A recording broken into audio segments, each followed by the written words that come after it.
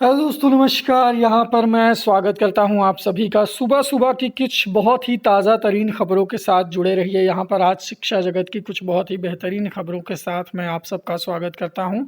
सबसे पहली खबर ये है कि भाई दूसरे राज्यों के अभ्यर्थियों को अब यूपी में नहीं मिलेगा आर्थिक आरक्षण। मतलब ये प्रदेश सरकार ने आर्थिक आधार पर आरक्षण से संबंधित अधिनियम में कर दी है व्यवस्था। अब इसमें क्या है कि सरकारी सेवाओं में आर्थिक आधार पर आरक्षण का लाभ प्रदेश के बाहर के विद्यार्थी अब नहीं पा सकेंगे। प्रदेश सरकार ने यूपी लोक सेवा आर्थिक रूप से कमजोर वर्ग के लिए आरक्षण यानी ईडब्ल्यूएस इकोनॉमिकल वीकर सेक्शन के लिए एक अधिनियम 2020 में ये प्रावधान किया है। ठीक है, तो अब इसमें क्या होगा दोस्तों कि कह रहा है कि अधिनियम में प्रावधान है कि यूपी के बाहर के अभ्यर्थी आरक्षण की सुविधा के पात्र नहीं होंगे। इसी तरह अधिनियम में व्यवस्था की गई है कि आर्थिक रूप से कमजोर वर्ग का कोई व्यक्ति योग्यता के आधार पर किसी खुली प्रतियोगिता में अनारक्षित अभ्यर्थियों के साथ चयनित किया जाता है तो उसे आर्थिक आधार पर तय आरक्षण के सापेक्ष समायोजित नहीं किया जाएगा। मतलब बाहर की स्टेट वाले चलिए अब यहाँ पर आकर के ईडब्ल्यूएस वाला 10% का आरक्षण नहीं ले पाएंगे। और साथ ही साथ आर्थिक रूप से कमजोर वर्ग का कोई व्यक्ति योग्यता के आधार पर किसी खुली प्रतियोगिता में अगर जनरल अभ्यर्थियों के साथ चयनित हो रहा है तो उसे आर्थिक आधार पर तय आरक्षण के सापेक्ष समायोजित नहीं करेंगे। मतलब वो जनरल सीट में चला जाएगा। तो ये चीज़ जो है यूपी में लागू हो गई है। ठीक है, बाकी यूपी के जो लोग हैं उनको 10% आरक्षण का जो लाभ है वो मिलेगा।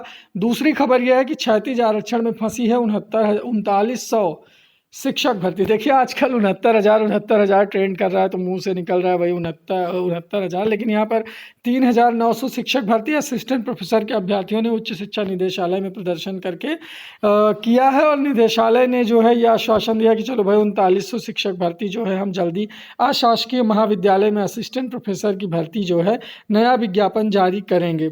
तो ये चीज़ जो है अब जो फंस गई है हायर एजुकेशन वालों के लिए है। चलिए अब यहाँ पर अगर हम बात करें ज़्यादा कट ऑफ के बावजूद नियुक्ति ना देने पर जवाब तलब।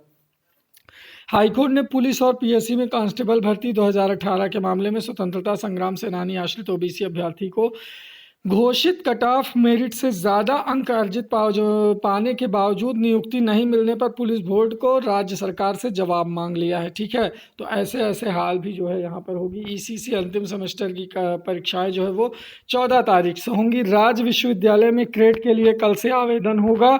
और इसके बाद अगर मैं यहाँ पर बात करूँ कि दूसरे राज्यों के अभ्यर्थियों को अब यूपी में आर्थिक आरक्षण नहीं मिलेगा। आरक्षण के फेर में फंसी शिक्षकों की भर्ती। प्रदेश के अशासकीय महाविद्यालय, वही बात है यहाँ पर जो है मैं आपको बता दूं, माध्यमिक शिक्षा सेवा चयन बोर्ड से देखिए ये एक विज्ञप्ति निकली हुई है जिसमें प्रशिक्षित स्नातक की परीक्षा 8 और 9 मार्च 2019 को संपन्न हुई थी। प्रशिक्षित स्नातक यानी टीजीटी।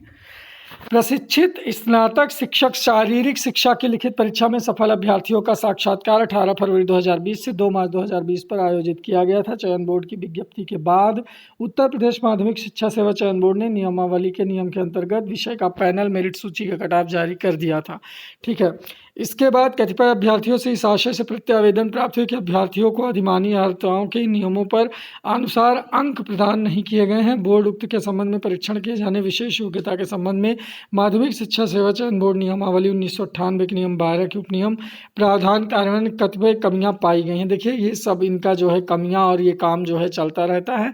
विशेष रूप से अगर मैं बात करूं चयन बोर्ड की और पीएनपी की तो यहाँ पर तो भाई ये चीज़ बड़ा कॉमन हो गई है। गोंड एसटी या ओबीसी ने हाईकोर्ट से मांगा है जवाब। मंडलीय जातीय समीक्षा कमेटी ने माना, ओबीसी जिला स्तरीय समिति ने एसटी का बताया।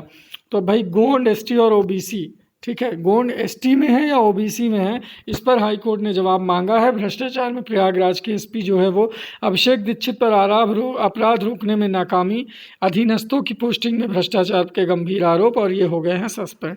ठीक है, इसके बाद रविवार की बंदी जो है वो ख़त्म हो गई है, पुरानी व्यवस्था बहाल हो गई है। ठीक है, और एक सबसे खास खबर यहाँ पर ये निकल के आ रही, मैं आपको बता दूँ कि कैसे बताऊँ।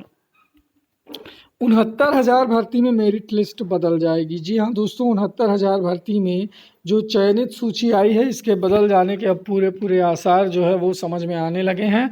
ऊपर से उड़ करके सूचना ये चीज़ें आ रही हैं। अभी इसका फ़िलहाल कोई प्रूफ नहीं है, लेकिन फिर भी लोग यहाँ पर डाल रहे हैं। और सीटेट की परीक्षा तिथि के बारे में मैं आपको क्या ही बताऊँ। सीटेट एग्ज़ाम के लिए लोग ऐसा हवा उड़ा रहे हैं कि 11 अक्टूबर को परीक्षा होगी, लेकिन अभी ये पूरी तरह से फर्जी है। अगर आपको ऐसा कोई वीडियो दिखता है कि भाई 11 अक्टूबर को सीबीएसई ने अनाउंस कर दिया सीटेट की परीक्षा होगी, तो ऐसा कुछ नहीं है कि सीटेट की परीक्षा 11 अक्टूबर को होगी। भाई ऑफिशियली सीबीएसई ने अभी ऐसा कुछ नहीं किया, ठीक है। तो 11 अक्टूबर के चक्कर में मत पड़िए। जब सीबीएसई ऑफिशियली कुछ अनाउंस करेगा तो हम आपको है ना बताएंगे, लेकिन ऑफिशियली आने पर ही बताएंगे। तो फिलहाल ये थी शिक्षा जगत की आज की खबरें।